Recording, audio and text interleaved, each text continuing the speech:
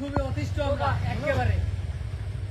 মানে বিষয়টা ছিল কি, আর এই পলাই ছিল যদি ধরো আমি বলি আসলে হয়েছে কি, এই মাদকের সম্রাট আপনারা সবাই জানেন যে আগুলজারা থানার মধ্যে এই পীযূষ সে মাদক সম্রাট, এবং সে দাবি করে যে আগুলজারা থানার নাকি মানে যে পুলিশ আছে তারাও নাকি তার ওয়াইফের আন্ডারে থাকে, মানে এরকম একটা বুঝায় তার প্রভাব বিস্তার করার চেষ্টা করে এবং সকল জায়গায় সে এইটাই বলাই তার নিজের প্রভাবটা সব দিকে ছড়িয়ে দেয়।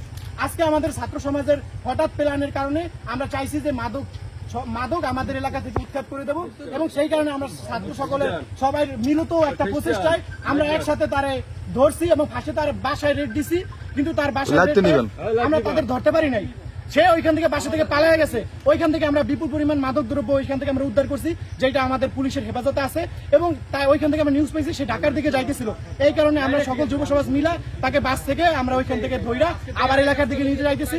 আমরা বাংলাদেশ সরকারের কাছে দাবি যে এইটা যেন সে একটা সঠিক ব্যবস্থা নেয়, তার যেন ভবিষ্যতে আমাদের এলাকায় এবং অন্য কোনো এলাকায় টোটাল বাংলাদেশে এইরকম খারাপ এবং এইরকম মাদক পাচারকারী বা মাদক দ্রব্য যারা বিক্রি করে তাদের মাধ্যমে আমাদের যুব সমাজ যেন ধ্বংস না হয়, এই দাবিদার আমরা।